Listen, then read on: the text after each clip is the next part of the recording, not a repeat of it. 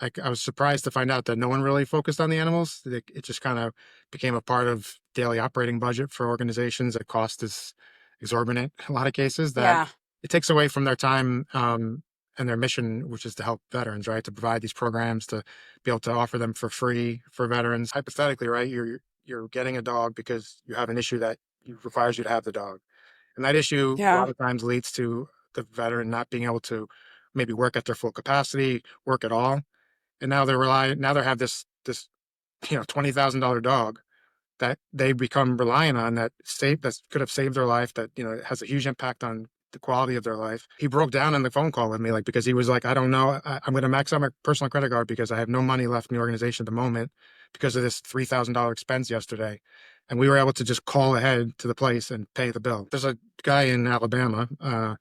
He he started a program down there because, like, horses saved his life. He was a veteran that suffered through some terrible PTSD, and when he got out of the military, and he was finding his way, and he got to the point of kind of the end of his rope, and um, he had this special interaction with a horse that literally saved his life.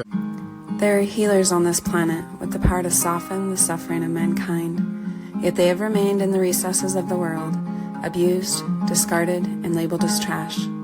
This is The Touch of a Mustang. I am your host, Shalise Clough, and I'm here to tell the story of wild horses, Mustangs, and the humans who are discovering and sharing their gifts while working to protect their well-being and preserve their spirit, so this divine power won't be lost. Join us on this quest with the wild Mustang.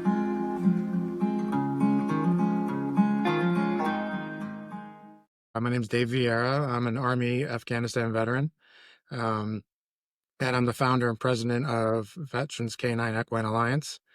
So prior to starting this organization, I had the privilege of leading an organization that built the first monument in the state of Connecticut for Afghanistan and Iraq veterans. The Afghanistan and Iraq Veterans War Memorial. It's in Danbury, Connecticut. And after that project was complete, I was trying to kind of figure out what I could do next. I wanted to continue giving back. I think a lot of veterans, including myself, obviously, that once we get out, we kind of try to redirect our focus into a new mission. And that's definitely been something that's helpful for me. So when I started looking at how I could continue to give back, I knew a little bit about the service dog world because I knew veterans that had service dogs, and I had a little experience on the equine side. I had gone to a session just to kind of see what it was all about, and started looking into who was supporting those types of organizations and who was specifically focusing on helping the animals.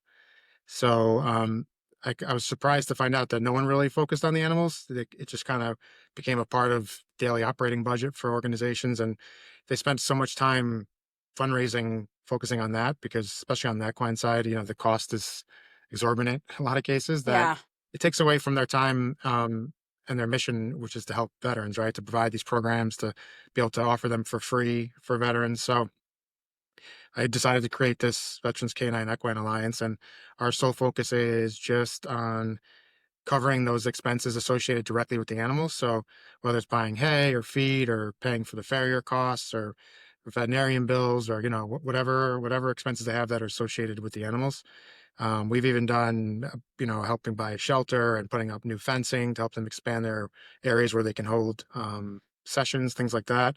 I got new dirt for an arena, and so anything that's just directly related to the animals themselves, and to alleviate that expense for them, so they can just now focus on a little bit more on helping veterans and on their program specifically. So and it's been great. I'm coming on 2 years doing this, and it's growing fast. And as I kind of expected it would. I mean, I'm an organization, right, that's reaching out to these organizations that are doing this work all across the country, and I'm like, hey, how can I give you money by helping take care of your horses and your dogs? So everyone, for the most part, is in a position where they could use that help. So Yeah. my whole goal daily, weekly is, relying on an amazing team of volunteers that we have here, is just trying to come up with fundraising ideas, have events, be at every local community event where I can set up a table and sell a shirt and tell our story kind of thing. Just so that we're always in a place that, maybe I can't buy $10,000 worth of hay for somebody, but if they ask and they're in need, I can contribute somehow to what they need. So, it's kind of what I lose a little bit of sleep about sometimes, just always trying to be in a place where I'm never going to have to say no to somebody. We have over 50 partners now in 28 states. So, Wow. like I said, we're just kind of growing exponentially. And, hopefully some organizations will see this interview and find us and kind of see, we'll learn what we're about and we'll gain some new partners. So, but I love the mission. It's definitely like a passion project. I did a tour across the southern part of the country last year. Yeah, last year, and so I visited partners from Nevada all the way across the south, and in Kentucky, and kind of to see. I tell everybody when I partner with them that because everything's always email, phone. Sometimes we'll do Teams call or Zoom call, whatever. But I take everyone's word for it, but I'm gonna come see you one day. So Yeah.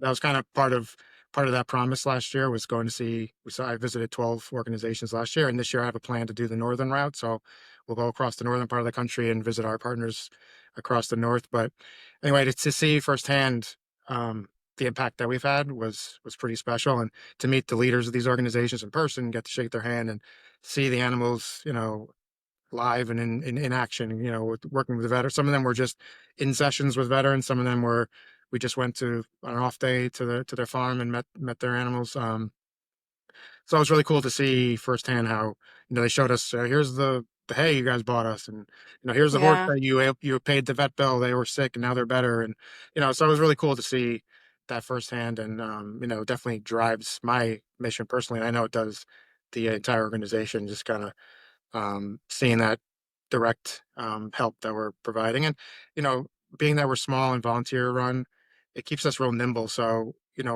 I never wanted to, and I said this to everybody that joined this organization to start. I don't care if we become like $100 million organization. I never want to have like this overcomplicated process to request help because anytime I asked for money when I was doing the Mind project or even through this effort and I'm trying to get grants or donations, stuff like that, so many corporations, and I guess, obviously there's a reason for it to a certain extent, to have a very in-depth, lengthy process of applying for help. And I Yeah. think that definitely negatively affects, especially some of the newer, a newer organization doesn't have 10 years of tax returns to start out with. But those are Hmm. the ones I think really need the help. So, being the small volunteer organization, we're able to stay super nimble in that we can, respond to an email on a weekend where a guy's, he's got 5 horses and he runs a weekend program and he's really struggling. He's paying out of his own pocket, working a second job to keep their animals healthy. And they woke up this Yeah. morning and the horses got a cut on the side. They don't know how. Now that the vet's got to come out and here's $800 visit. And, Hmm. so being able to respond to those things is how I want this to operate forever. So hopefully we'll be in a place where we can provide bigger amounts of support, but I always want to be that guy that you can kind of call in the middle of the night and be like, "Hey, this is what's going on and we need help," and we can be there for them. So, it kind of all ties into the overall mission. But just something that's unique to what we do and how we operate so that we can be there for the little guys and the big guys and be be someone that you can rely on. So, Um, yeah, I mean, that's kind of the overall mission. We've been, on the K9 side, it's been fewer organizations that we've had an opportunity to partner with so far. I think Interesting. I found partially is because a lot of them have been around for a really long time. And I think the K9 world gets a lot more attention than the equine side does, being that equine therapy is more of a newer type of therapy that's been recognized like more officially in recent years than the K9 side. So a lot of them have like big corporate sponsors and they don't need this little kind of stuff that I do. But we have a few partners that we've been fortunate to connect with or we've paid, dogs that are coming into the program to get trained, we're covering all their vet bills, like their, neutering, spading, all their food while they're going through training, that kind of stuff is kind of where we've been at on the canine side. But we look forward to growing that side too. So if we, any partners in the canine world that are working with veterans hear this and find us, we're gonna have the conversation, see how we can support their mission as well. Um, but yeah, I mean, I love doing it. It's like my second full time job that I don't get paid for. Yeah. But Yeah. but I get paid in the I don't know the feel good part of it. That we're having a real impact and some of the organizations that we've partnered with are veteran run.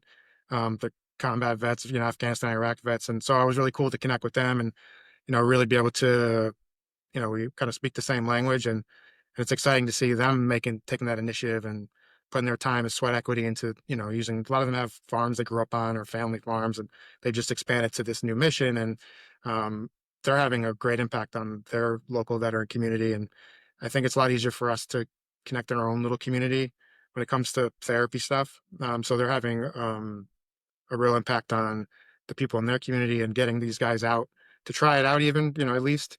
Whereas I don't think they might have done that otherwise. So I hope that helping us create a larger alliance of these organizations will encourage other veterans who may be in a position to do something or start a program like that to also do that, knowing that, that they have us in their corner and other veterans that are out there and sharing their success stories and in helping the veteran community. So yeah, I mean, that's a really long answer to your question, but Yeah, no, yeah, I that's mean, great. that's kind of what we're all about. Yeah.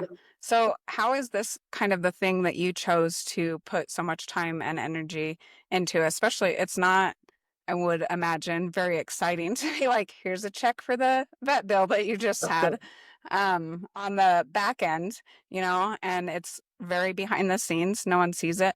But what was your motivation for choosing this, and what has it meant to you in your life to be able to contribute in this way? Well, I guess I'm an animal person, right? So I have two dogs and a cat, and I've always grown up with pets, and I think just seeing like the impact that it's having on the veteran community, just hearing the stories. Like I said earlier, I know veterans who have service dogs, and um, I know a lot of them have struggled with the care, and that's another thing I learned about the service dog world when I was starting this organization. And a lot of organizations or programs will provide a service dog to a veteran, but then it's on the veteran to take care of that animal for the rest of the animal's life, right? And it kind of blew my mind in that they provide no like help in food or vet bills for the dog, because I mean, hypothetically, right? You're getting a dog because you have an issue that requires you to have the dog, and that issue a Yeah. lot of times leads to the veteran not being able to maybe work at their full capacity, work at all, and now they have this $20,000 dog that they become reliant on that could have saved their life, that it has a huge impact on the quality of their life. So you have this relationship that they don't want to let this dog down, and God forbid something happens, they may not have the financial means to now pay for this emergency vet bill or buy this special $250 a month dog food that they have to get now because the dog has some issue that they didn't know about, and there's nobody there to help them out. So that was something that drove me to do it, working on the canine side. But um, yeah, I mean, yeah, we are behind the scenes, but we know the impact that we have, and sharing the story with the world through social media and our website, and these conversations with with folks like yourself, and that's kind of all the recognition that we need. We know the good that we're doing, and like I said earlier, it's kind of that feel good. You get paid through the thank yous and the seeing the stories, and you're talking to the veteran and talking to the farm owner, and talking to the people that are doing the work, and that those thank yous is the recognition that we need. That's what it's all about. And we know that this has such a compounding impact on the veteran community. If our goal is to get partners in every state, and we have 200, 300 partners, I mean, even if our hay purchase helped them maybe treat one more veteran, you times that by 100. Now you're talking about you helped 100 veterans go through a program that they might not have been able to go through because that organization might not have had the money free to provide that service for free. So there's lots of little ways I think like that are kind of behind the scenes that maybe people will never know about, but we know, and that's what drives us to keep moving forward. Yeah, and it is so valuable because when you have those unexpected expenses, it can almost be enough to break you when you're already doing all this hard work. And then it's like one more thing on top of it. So I imagine that is so valuable for the organizations to know, like, if I need to, I can give David a call and he'll probably be able to help us out. Yeah, it's been, and like I said, I had a newer partner recently that called me like on the way to pick up hay, where he was going to like max out his credit card because he had to pay for um, horse head, some infection that he had to like ate up his whole budget at the vet. So he Yeah. was going to pick up this hay order, and he's like, I mean, it's not like earth shattering money. He's like, it's going to be $800 for this week bi-weekly hay order or whatever. But like, he broke down on the phone call with me, like, because he was like, I don't know, I'm going to max out my personal credit card because I have no money left in the organization at the moment because of this $3,000 expense yesterday. And we were able to just call ahead to the place and pay the bill. So when he got there, he picked up. Man. So like, Yeah, those are that's the kind of awesome. stories, those are the kind of things that happen um, that, you know, that are like inspiring to me. Like, you know, this guy's out there, you know, spending all his personal money to make sure these horses are taken care of, to run this program that no one is making him do. And you know, so, and no one's out there to, you know, no one's available for him to reach out to until he found us. And now, you know, now we're that person for them, and he'll be able to have he'll be able to have his sessions like planned, and he'll, you know, it's just going to be able to allow him to continue his mission, like you said, and not one day wake up and be like, I can't do this anymore. I'm just done. I have to shut this thing down. And whether, you know, Yeah. whether that affects 30 veterans in a program or one, that's too many. You know, there's so many people are in need of help that maybe you don't even really know it yet. And to not have those available to them is not acceptable. So Yeah, and I think something a lot of people don't realize is that a lot of people are financing these programs out of their own pocket a lot of the time.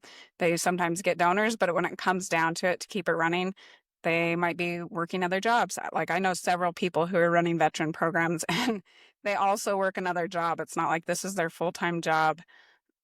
So yeah, to just be able to have some support is incredible. And I don't know if a lot of people realize that, you know, where are these being financed? Because they are incredible programs, but they are, like you say, very costly and can become very costly very quickly, even if you have a budget planned out when you have something unexpected like that. absolutely. And I mean, there are a few that have been established for a while that have gotten into the grant world and they get their annual grant for here or there. But even those organizations, I mean, as they grow, right, their operating budget grows and their operating expenses grow. So maybe they do get, you know, I have an organization that gets, you know, $500,000 a year from a grant, but their expenses are $50,000 a month because they have, you know, 30 horse, 50 Yeah. acres, and they run, you know, six consecutive programs. So, you know, so those organizations even still run into sometimes like, oh shit, like how am I gonna pay for this? Maybe their hay orders and $800, maybe the hay orders $4,000, but like they run into Yeah. those walls too, where they had this budget and, you know, horse got injured or got sick or whatever, and it didn't wasn't what they budgeted for that year, and so, you know, we've come to the, you know, so to speak, rescue in some of those situations too for the bigger organizations, but yeah, I mean, I hope that, you know, our overall mission in creating this alliance of organizations is to, one, help them connect with each other, right? So there are a lot of organizations that have been doing it for a really long time, and they have a lot of experience from just trial and error, right? Or they've learned this approach, and you've learned that approach, and I've learned this approach. And then you got new organizations that are coming out there, and they're just figuring this stuff out, and they're trying this approach and that approach. But you know, it's just kind of, it's crazy to me that, you know, wouldn't you want all that information kind of centrally located so that the new guy isn't trying something that these other guys did 50 times already and realized didn't work? It's like, save them that Mm, time and effort and money. yeah. So in creating this alliance, not only bringing awareness to these types of programs, but also hopefully connecting them in a way that they can support one another. I think there's like the stigma in the nonprofit world, and I see it myself, you know, when I was doing the Mine project and this project, everyone's always fighting for the same money, so to speak, right? Everyone's like looking for that Yeah. same donor, and there's only so many donors out there.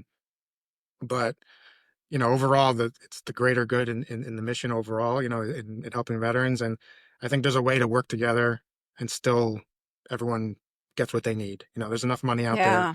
for that to work. So, you know, I'm talking, you know, down the road in our plan as an organization, but it's something that we make decisions in with that in mind, as far as wanting to connect these organizations and kind of the bigger overall picture of, you know, how we can all work together and creating a support system for new and existing organizations so that they just can be here forever and be available forever for veterans who want to experience that type of healing. So Yeah, I think that's incredible because a lot of times there is some infighting about that because people feel threatened.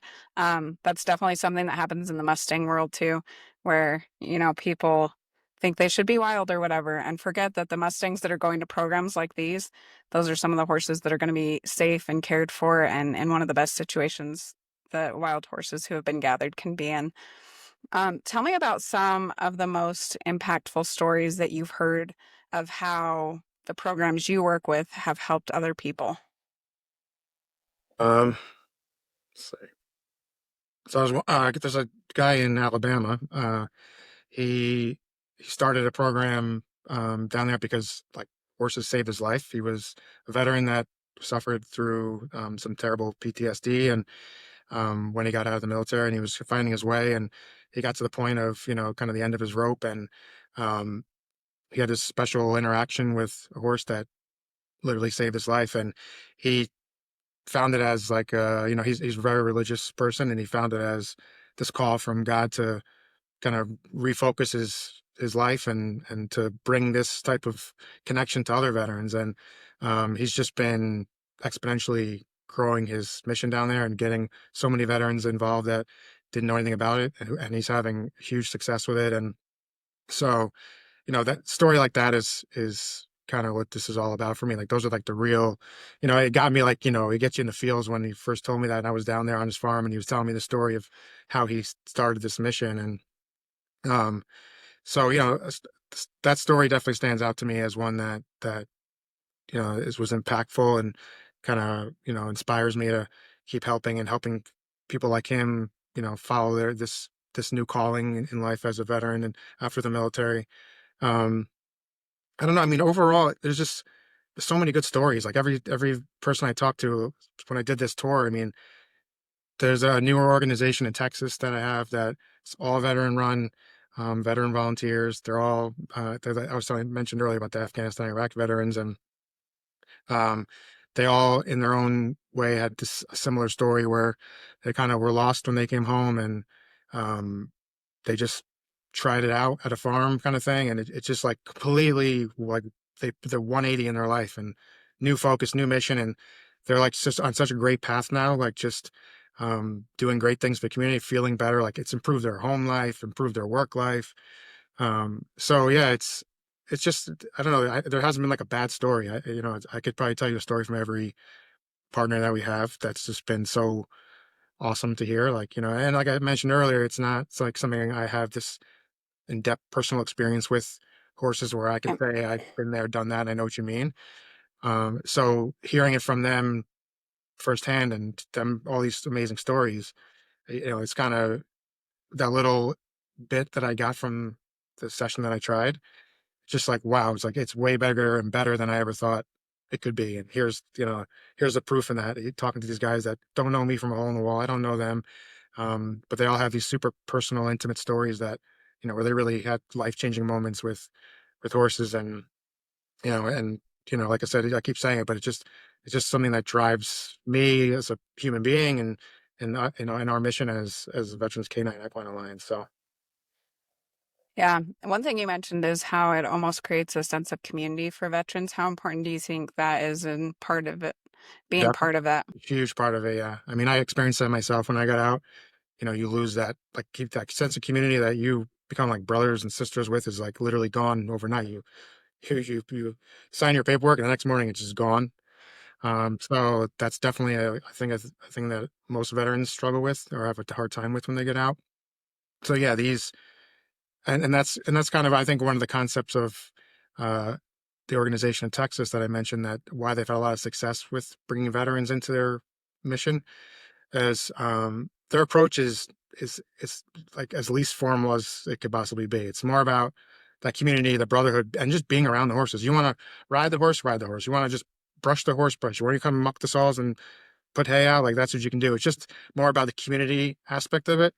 And in that community and in that time they spend together, they find paths to healing and connect with horses and each other. And I think have the same, if not better in some cases, outcome to more formal programs where they're out there with a psychiatrist or a therapist with the horse and they're doing, Yeah. I think there's value in all approaches. And that's something I've learned through this mission and seeing the different ways that organizations are working with veterans and horses and how they all work and find ways to help one another. But Yeah, the community aspect is definitely a huge part of it. It's super important, and I think that when a veteran finds that community after their time in the service, um, it's like definitely, if not the first step, it's a step to finding that new path as a civilian because it's something it's something that has just a huge negative impact when you lose it, and being able to find it out here is super special. So hopefully these organizations understand that across the country that are doing this work and make that a focus in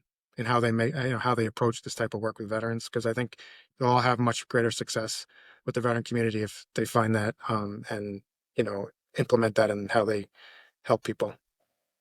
Yeah.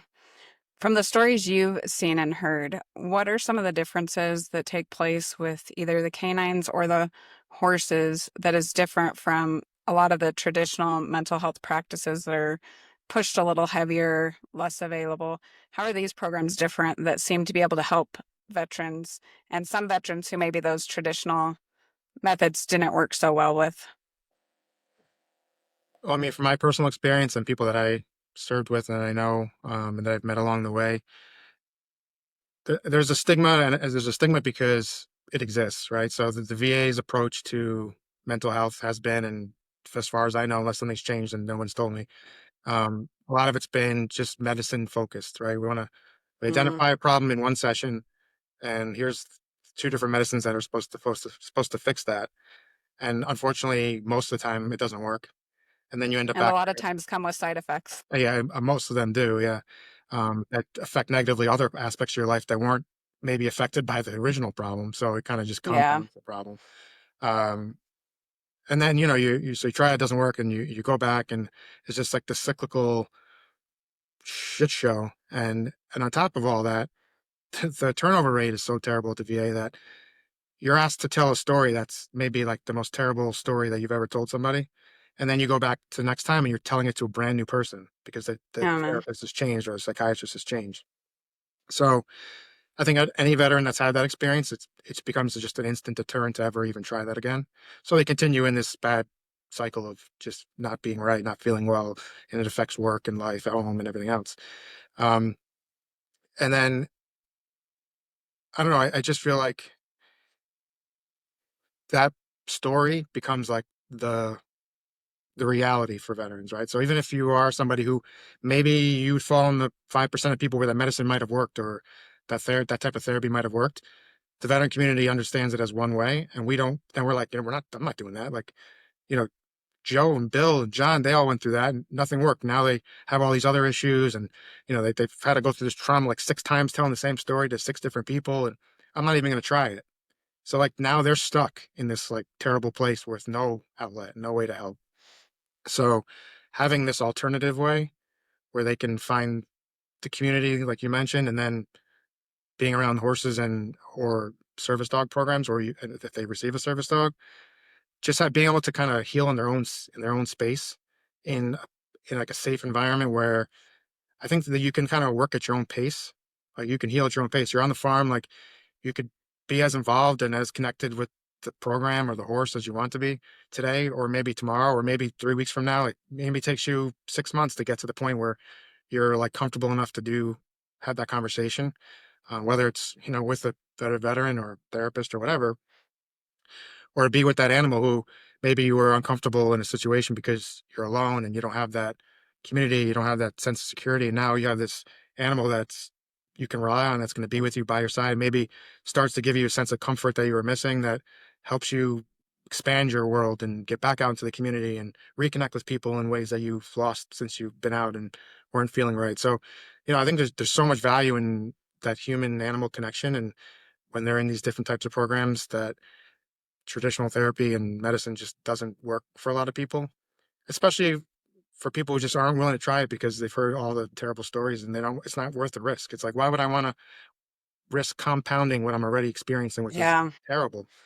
And then they end up getting stuck and suffering through it for years. And that's even worse, right? So hopefully this alliance and the expansion of the equine therapy world and the programs that exist and the publicity it's getting now. And then, encouraging people in all different parts of the country to try it if they have the ability, if they have horses, they have land, they have the money to do it, to start these Mm, kinds of projects so that they're available for veterans in the community. Because a lot of these organizations are super rural because that's where the farmland is and that's where they have the horses are. So a lot of veterans are kind of cut out of it or don't learn about it because it's 50 miles away at a farm. So hopefully the notoriety of it and the publicity and these conversations we have will encourage people to get into it in more areas across the country to make it more available so that more veterans can try it, because I really believe that it'll have just an overall positive impact on the veteran community and maybe help get away from some of that traditional medicine pills for everything concept that we've kind of been so used to. yeah. I mean, absolutely. I think that is always the go-to. Go talk to a therapist, call a therapist, Mhm. or go see your doctor, get some medication. And like we really aren't seeing results that you would think we should see with as hard as it's being pushed. Um, how impactful do you think it is for a veteran to go into one of these programs that is then run by other veterans who have probably had not the same experience, but similar experiences versus, like you say, going into the VA where you're just talking to some person trained through universities that has not had that same experience, has maybe never been in a situation where it is a life and death experience or upfront trauma, things like that. Yeah, I mean, it's a huge difference. Being able to connect with somebody who understands you, and that you're not worried about how they're going to react to it because they've kind of been there, done that. That definitely makes it much easier to have the conversation. And if you're ever going to have the conversation, that's going to be probably the person you'd have it with. Yeah, I mean, that's definitely a problem in the formal traditional therapy sense. There are some therapists that I think make the effort to better understand the veteran community, and I think they have much more success. I know people personally in the therapeutic world that do that and have a lot of success with veterans, but that's the by far the minority of the population in that field. And it's like it's hard enough to connect with the civilian world as a veteran, right? And then to have to share stories that 100% they're not going to understand, or they're going to understand it in a way that it's not really the way it happened. It's not really the way it impacted you because book said that that's what it's supposed to have done to me. It just makes it harder to find common ground and to trust the person, really, right? You have to be able to trust the people that you want to share those stories with, who may be able to help you. And to take advice from somebody, you need to be able to trust them that the advice they're giving is from a place of understanding and experience. And I just don't think you have that in a lot of cases in the traditional world. And the other side of it is a lot of veterans unfortunately don't have private insurance access, right? And Mm, therapy is expensive. So yeah. who the hell's got $250 a week out of their own pocket or $150 a week to go pay somebody cash? And even if you have a insurance program, maybe you don't have the right therapist who would understand, or maybe a therapist that's close enough by that you can get to on a weekly basis or whatever. So, there are a lot of, you know, roadblocks on the way to getting it, even if you want to go the traditional route for a lot of veterans who just don't have those, that kind of coverage or financial ability, to be able to get in. So to find these other programs, non-traditional through equine and canine services who are typically, and my goal is to hopefully help them all be free, for veterans to attend. It's like, what is stopping you now, right? Like, because as a veteran to another veteran, I would call them out on it. Like, why would you go to that? Like, oh, you can't. Mm, It's close enough, or I'll drive you. Like, it's hmm. free. You don't need insurance for Yeah. the thing. It's gonna take you an hour. You're not talking to anybody that doesn't understand you. So to remove those roadblocks in the conversation from a veteran is helpful in getting them to find a way to have that conversation that they might need to have. So yeah, I mean, I think I answered your question, right? Yeah. Tangent. Yeah. And it is pretty amazing that a lot of these programs really are working to have these services for free because they're not cheap. But Right. the idea to be able to like go to this program, it's free. So just try it out versus you're going to pay this much for therapy. You don't have insurance. You don't know if you're even going to like the therapist. Right. And if you don't, then you're going to have to find another one and go back. And so I think it does really remove a lot of the barriers that are like, I mean, just give it a try. Maybe it works, maybe it doesn't. Yeah. But maybe it will. You've talked a little bit about the compounding effect and how a lot of these veterans, which I've also seen go through a program and then they go on and create a program themselves because it's been so meaningful to them, have you seen that compounding effect also go into families? Because for every veteran that is struggling, like there is often a wife and children and mothers and fathers, a whole family surrounding that person that's going to be part of that experience. Yeah, I mean, it definitely. I think that from a few like people that I know that have gone through it in the story I was telling them earlier about a couple of guys.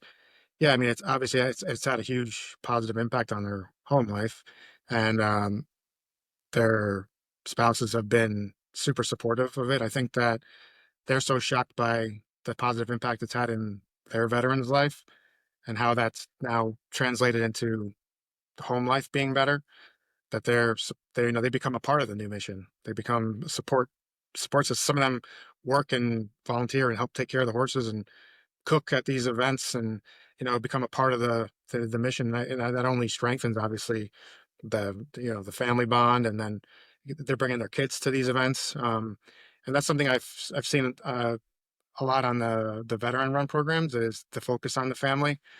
Having these, like, so they have their, I hate to call them like sessions, because not really sessions. Like I said, they're more like loosely gatherings, around the horses and stuff. Okay. Yeah. Yeah. But they have dedicated time for veterans that are going to be there and participate and do what they do. But they all focus and create time, whether it's weekly, monthly, quarterly, where it's family. They want, like, everyone. If you're coming to these programs, like, you're bringing your family to this event. Like, we want everyone to interact, to meet each other, and then the families start to share their stories, right? What they experience with their veteran.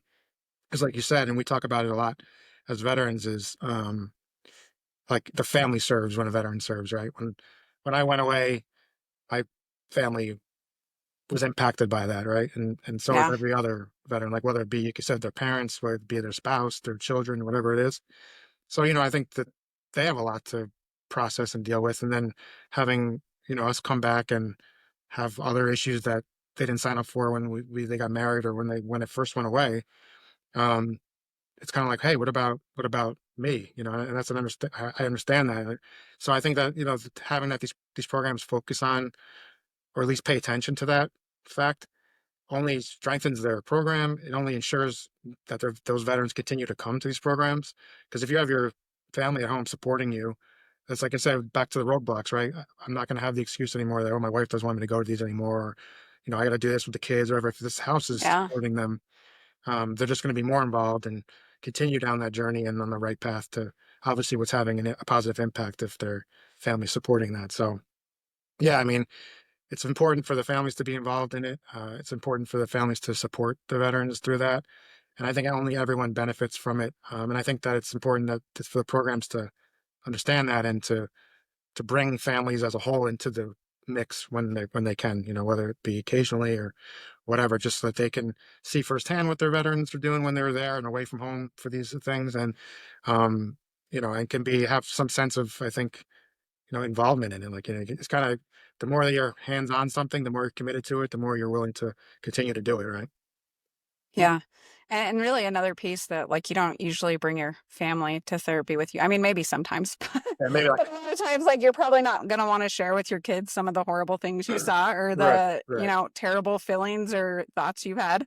right. Um, so yeah, what a beautiful thing that it's like a place where you can go as a whole family. And yeah, really awesome that the programs are recognizing, like, this is something that can help the entire family. Um, and like the stories you've heard and just your experiences, how much does hope and hopelessness play a role in the veteran crisis? And how, if you've seen that, do these programs step in to maybe renew some hope? Yeah. I mean, I think it's kind of a part, whether to a different extent and maybe for everybody, right? But I think that's a part of where a lot of veterans end up, because of all the things that they've experienced, the struggles and the disconnection from that family that they left behind in the military, from trying to reconnect to a civilian world that feels different, that doesn't understand you, the new you, um, and not having access to the tools that you need to get back on track, right? Whether it be, like we talked about, therapy, medicine, whatever it might be, right? Or access to a farm, or canine program, whatever. So I think the end result of all that that natural progression is to hopelessness, right? If you're just a normal human being, I think we all would end up there. Yeah. So finding these programs and connecting these programs is, I mean, a huge off switch to that. I think, it's a complete turnaround. And I think, and talking to veterans that have gone through it and um, hearing their stories, it's like, it's clear, and without saying it, it's clear that they no longer feel that way. Like, it's redirected their attention, and it's refocused them, and it's provided them an outlet that they can see, like, well, there is a future beyond how I'm feeling at the moment. Because every time I go to this, every time I participate in these things, I feel a little bit better. Whereas like before, it never changed. It just always felt like shit. So to have this day with a horse, or being around these dogs, even if they feel like a tiny bit better, I think they start to understand. We all start to understand that it's not hopeless. Maybe, like, let me give this another shot. So all tying in with hope, making these programs available to everyone, so that everyone can kind of experience that and see that, just start it. Like, just give it a chance. One of the places, their motto is, when they try to get veterans to come out, just give us 20 minutes. Like, that's their whole thing. They don't sell it. They don't talk about the programs. They don't talk about anything. Just, we have a farm.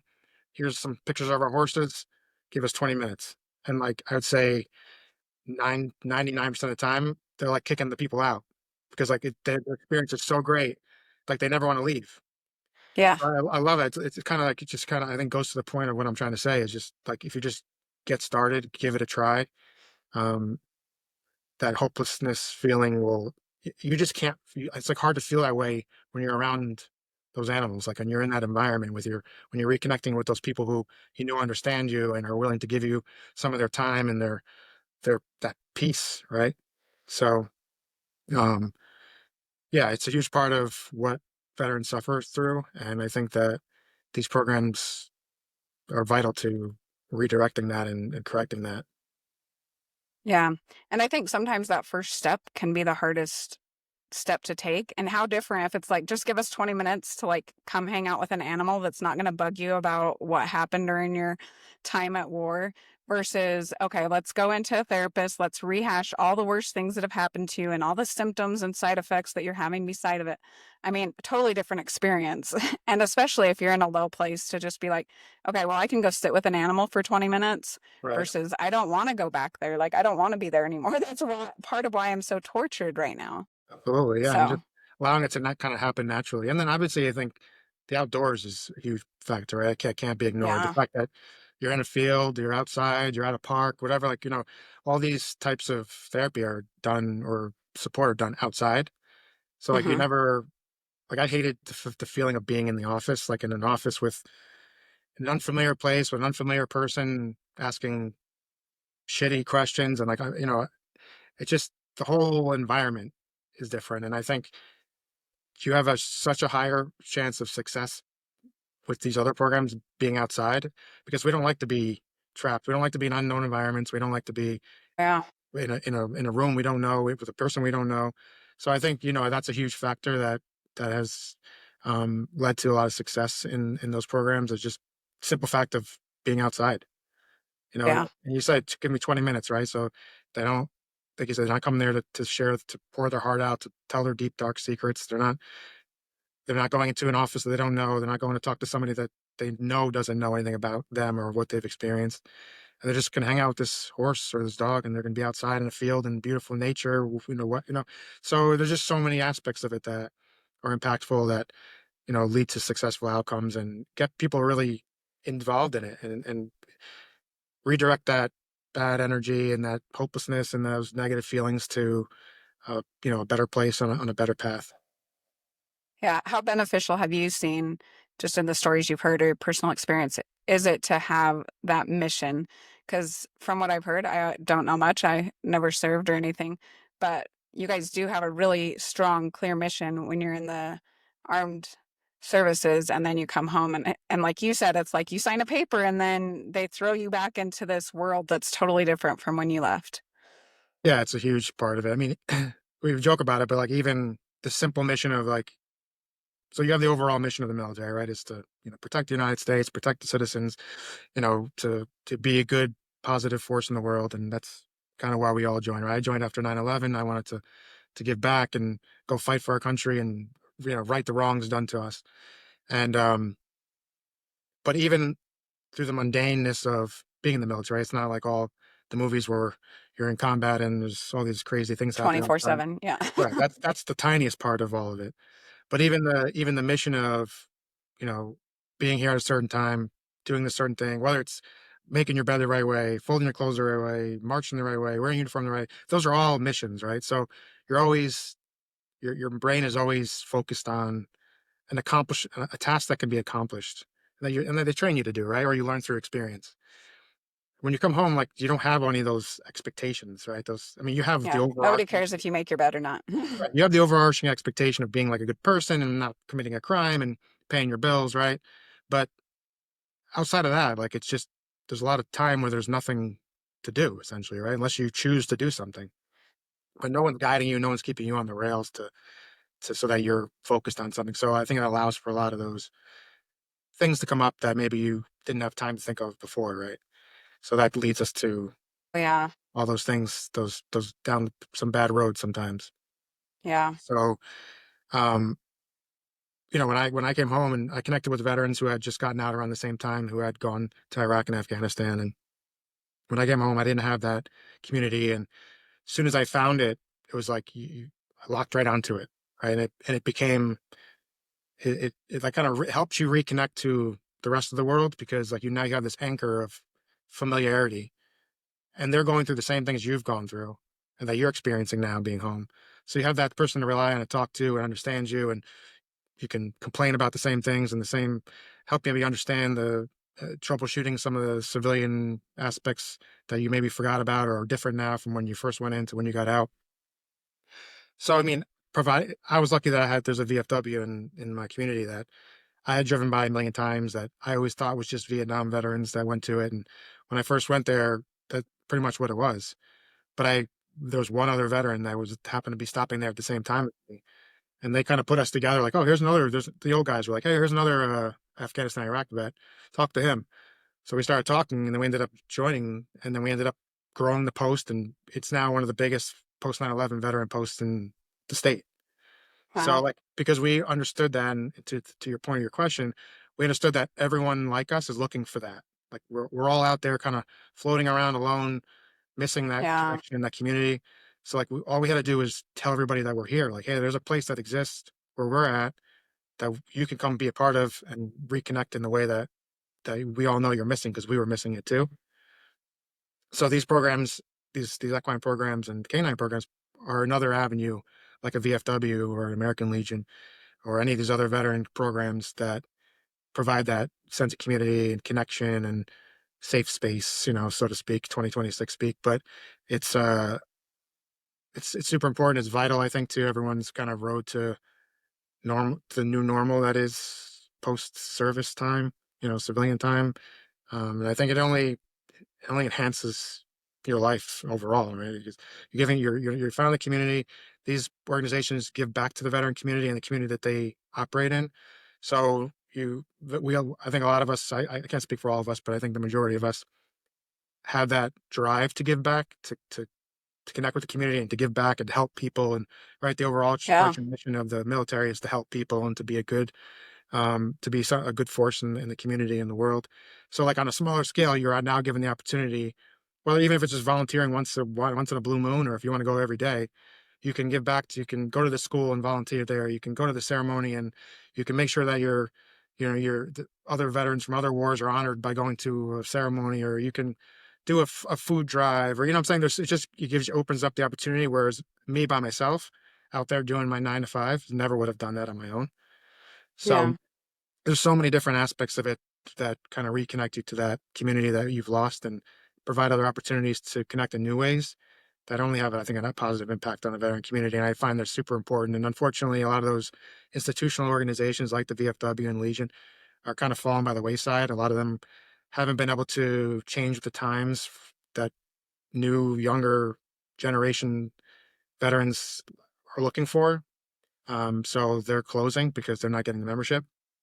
So I hope that they don't go disappear completely because I think there's a lot of value there. But I Yeah. hope that our mission will help redirect veterans to other ways that they can connect in that familiar way, like these Yeah. programs and stuff.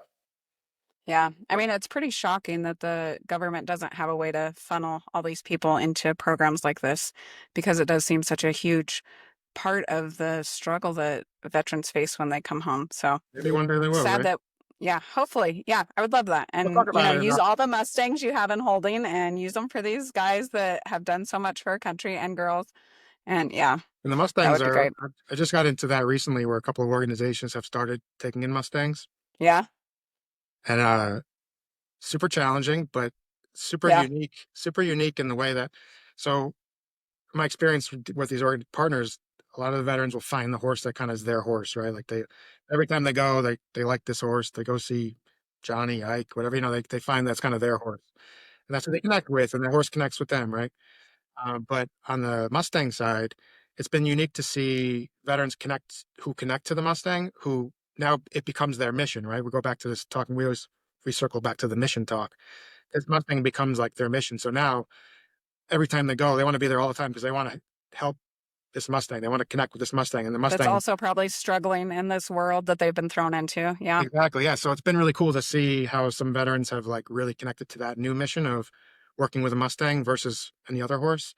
And it's really turned them around in a special way, and they've become like super passionate about it. Now they only want to work with Mustangs, and it's really cool though, because like I said, I never really experienced that. And now some of these partners have brought in Mustangs, and to see how they're interacting with some of the veterans in their programs has been cool, and how they've become like this really super mission focused on this Mustang, and they want to, and every part of the journey is like a huge accomplishment that they celebrate. Like whether it's like getting to touch the Mustang, like it's like Right? It didn't it's look cool. away from me. Yeah, Yeah. it's cool to see. So I think there's a lot of like you obviously know more than I do, but it's a lot. There's a lot in that opportunity there, right? Prisons have been doing it with Mustangs, right? That's back to what 30 years. Mm-hmm. Bring Mustangs to Yeah. prisons, and the prisoners work with Mustangs and get them ready to be used in different services. So like Yeah. you can apply that on a larger scale in the veteran community. I mean, I think there's only good things can come from that. Yeah. I think there's a lot of potential if we can keep getting more and more people to see it and work towards it. Cause yeah, it's pretty incredible to see. Tell us a little bit more if you have anything from the tour you went on when you went to see the organizations that you provided funds for. I do think that's something so important. Like if you're giving funds to an organization, be involved with them, like know what they're doing, and hold them a little bit accountable because people are trying to do good things. It can get overwhelming quickly. I know I've heard of organizations who just get in over their head. So I love the accountability piece and then also the support piece to help them keep from getting in over their head. But yeah, tell us about a little bit about what you saw when you went to visit some of your partners. So we started in Nevada and kind of worked our way down through Oklahoma, and went to Colorado, Oklahoma, Texas, and across. But yeah, I mean, it was cool to see the different scales of the organizations, the different people as who they are as human beings, and their story and how they got involved in running these programs, creating these programs, and why they continue to volunteer and put themselves through sometimes some trying times and keeping them going. And A lot of stress. yeah, and seeing some organizations are on 2 acres with a couple of horses, and some were on 150 acres with 40 horses. So seeing all the differences there was special. Um, yeah, but I kind of call myself like an old soul. Like I like the in person, like shake the hand kind of thing when I deal with people. All this technology stuff is awesome, and I use the hell out of it because it's how we operate in the world. But I'm more of like, if I could do this full time, all I would do is like live on the road and just travel to all the different partners, like just from one partner to another partner, and just like hand deliver checks to the hay guy, to the Yeah. farrier, to the veterinarian, and just do that, and show them that we're here and we're real, and that we're available, and we want to, and we're supporting we believe in what they're doing, because you mentioned earlier how a lot of times this doesn't get recognition. I think that goes for those people who are putting in their sweat equity and their money into these programs on their farms, where the community doesn't really understand it maybe, or isn't in a place to help them, and they're really on their own doing it. And they have veterans that participate, and they see that, and hopefully they gain from that appreciation, and they see the impact they're having, and that's what they continue to drive them. But I think it's important that other people recognize it too, right? So I'm Yeah. nobody. I'm just, I'm Dave with like a little tiny organization. I just do my thing. But I, I feel like I want to be that person that says like, hey, what you're doing here is outstanding. We're going to be there for you. I love what you're doing. The horses, the people, the things. I want to kind of be their cheerleader. And part of our mission, actually, as an organization, is to promote other organizations. So, we will share their stories on social media. I shot film at every organization I stopped at, and I created a YouTube series that lets Cool. them tell their story and kind of have a direct ask to other people that support us. Like, so, somebody needed a new truck. And so I wanted them to, back to the story about how people are always fighting for money and for things, Hmm. resources, and nonprofits. I wanted them to just directly ask the people that follow us and that support us, that maybe live in their area of the country, like ask them directly for what you need. I'll help you however I can, but like if maybe somebody has a truck or a trailer or this or that or Yeah. whatever. So I'll continue to do that as we visit these organizations, year after year, to let them have the opportunity to share their story, who they are, ask for what they need from the community and the state and the area they live in, and allow me to promote them and what they're doing and be a part of their mission by helping them connect with the greater veteran community and maybe the industries, the businesses, and people that don't know they exist.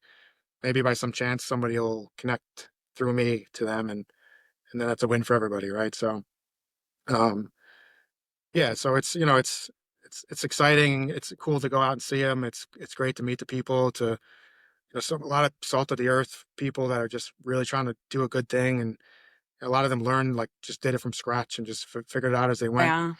Just trial and tribulation for years till they finally got to the place that they're at. And it's cool to see a lot of organizations that have a lot of local support.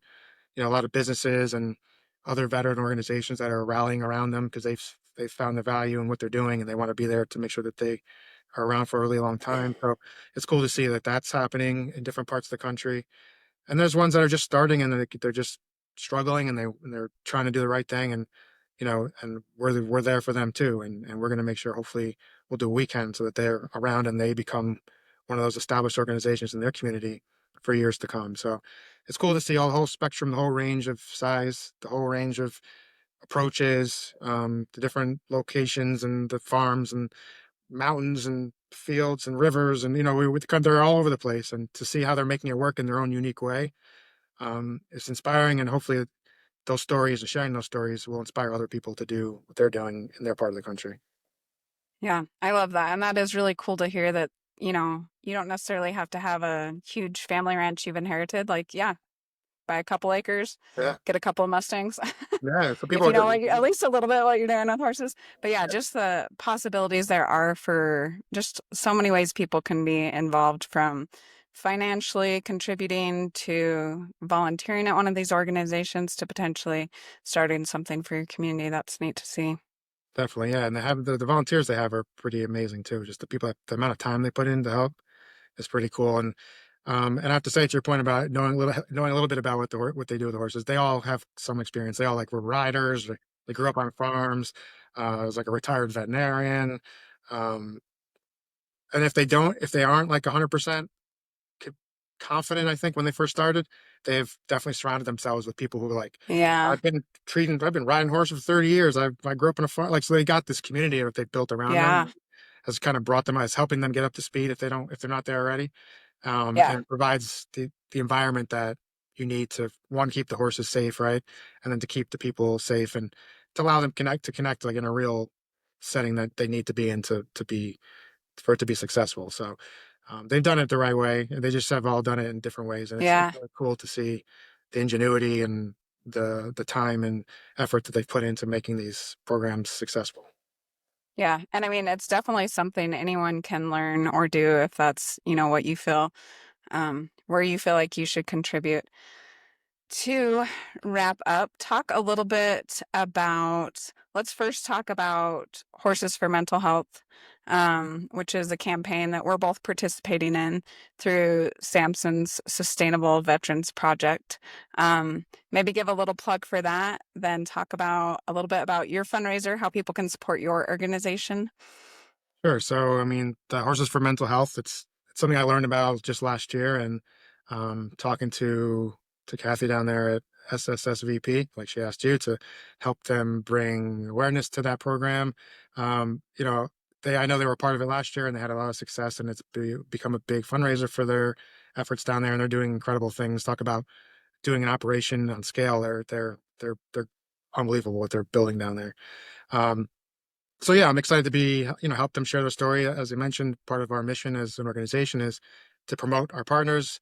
They are a partner of ours. They were one of our earliest ones, and we've been there to help them with hay and feed and medicine and things for their horses. They were one of the stops I made when I was traveling last year, so I got to see firsthand and meet them, shake their hands, and see all the great things they're doing down there. So yeah, I'm excited to to be there as part of this effort, and to help bring awareness to horses for mental health, and their mission specifically, and just generally speaking, to bring awareness to the overall mission of how horses have a positive impact on people, and hopefully help others look into that and discover it on their own in their own way. Tell us about the music that you've been doing.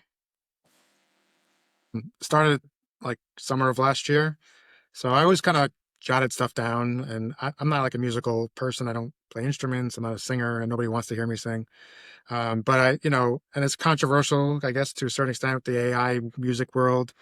So anyway, I had written like a poem, essentially a story, and I was thought one night just to like, let me see if anybody would want to sing, like make this song, make this into a song. And I found a producer in Florida, and just out of on a whim, I emailed him. I said, "Hey, would you be interested in like reading a song that I wrote and maybe like putting it to music, or whatever?" And it's Southern Lion Records in Florida, and he's like, "Yeah, send it to me. I'll take a look."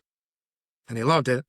And the song is called "Still Fighting Home," and so he produced it. So it was the first song that we created, and the whole purpose of the songs are, so first of all, the I guess consider myself a ghostwriter. So the name of the artist is Wyatt Struther, and that was in honor of a friend of mine that I served with that died in a training accident. His name was Struther, and so, and he was into music, and he loved to play it, and it was just an awesome human being that, although he was in my life for a short amount of time, he had a huge impact, and I wanted to honor him in some way. And so Wyatt Struther was the name that I created for this effort. And part of the mission of this music for me is, one, to share some of my stories, to share stories of veterans that I've served with, that I've met along the way, that I've met throughout life, and who have had things to say that didn't have a way to say it, and to bring awareness to our mission at K9Equine Alliance. And hopefully, somebody might hear the song, and then I put our logo on all the song covers, and hopefully maybe they'll find us and become a part of our mission in some way, or whether it be directly or indirectly. And so, yeah, it's been fun. I just been, originally a lot of the songs I wrote were just like very military specific from my experience and those experiences of others. And I've kind of expanded a little bit into writing more about life in general, and life experiences and relationship experiences and things like that. And I'm having a lot of fun doing it. I actually use the technology now to produce my own songs. So I Cool. I create the music and the vocals, and write the lyrics to it. So um, yeah, so it's on all the streaming platforms. I try to put a song out like every other week if I can, depending on how much time I have to write. But it's been fun. It's been a little nerve-wracking because you're sharing this with other people, and Yeah. I don't know how, you don't know how anybody's going to react to it. My wife Katie's been super supportive of it, and my family's been supportive of it, and they tell me they like it. They're either really good liars or they like it, but either way, I take it.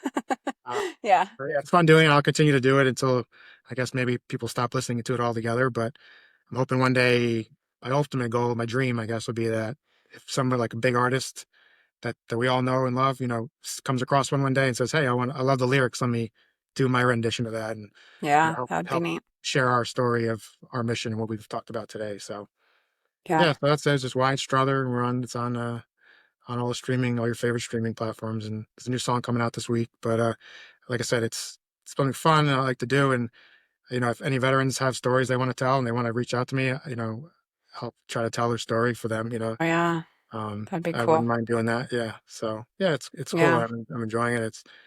Music has been something that's really, I think it's like a therapeutic thing for me. I love to listen to it. I find stories you can connect to. I'm just not very good at doing it myself. So to have now an avenue to make music in this new way and to share these stories and share stories of others has been pretty cool. And I'm excited to see kind of where it might go one day. Yeah.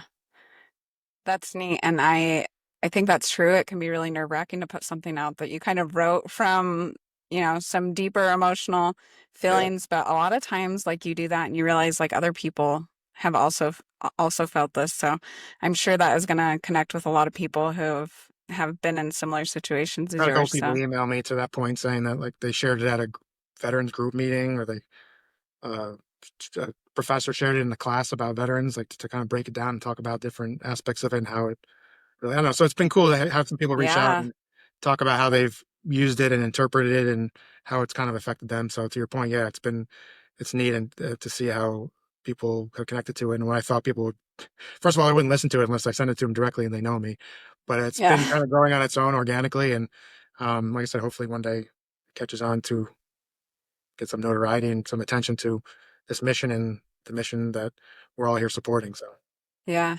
And maybe another plug for just alternative therapies, like writing something I've also found very powerful in times that are dark and hard.